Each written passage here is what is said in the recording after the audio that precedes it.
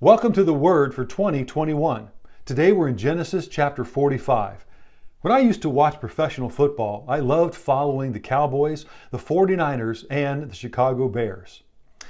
In 1985, the Chicago Bears won the Super Bowl, and their famous defensive lineman was William the Refrigerator Perry.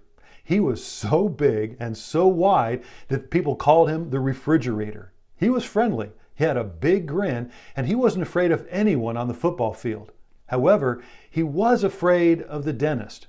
He was so afraid that he didn't go to the dentist for 20 years, even though he had pain in his teeth and in his gums.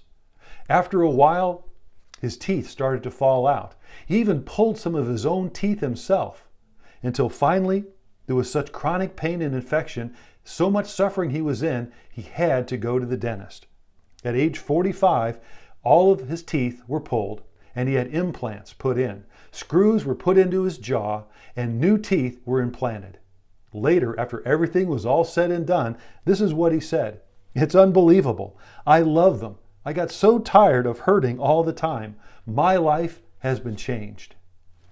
No one likes pain, but trying to avoid it can actually cause more suffering and greater suffering.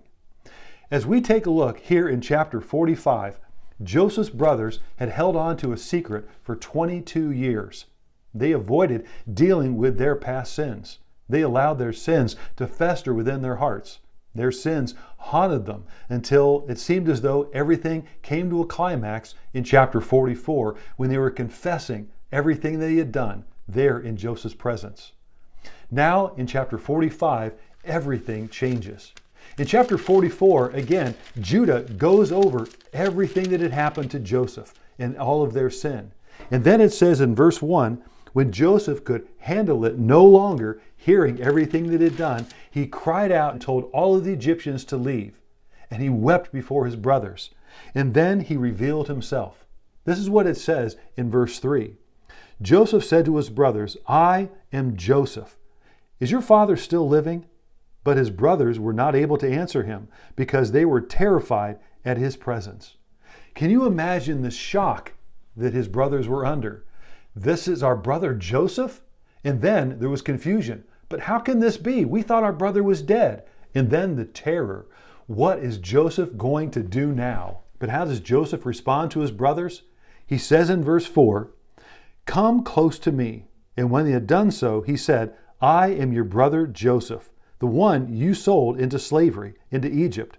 And now do not be distressed and do not be angry with yourselves for selling me here, because it was to save lives that God sent me ahead of you. For 2 years now there has been famine in the land, and for the next 5 years there will not be any plowing or reaping. But God sent me here ahead of you to preserve you as a remnant on earth and to save your lives by a great deliverance. So then, it was not you who sent me here, but God." This is amazing. Here in these verses 5 through 8, we see the plan of God. We see the amazing forgiveness of Joseph, and we see the sovereignty of God. Instead of revenge, what does Joseph want to do? He's looking for a reunion. He's looking for reconciliation, and there will be a rescue of his family. Everyone in his family will be brought there to Egypt, and they will be blessed there in the land of Egypt for a time. Who could have imagined the plan that God had laid out?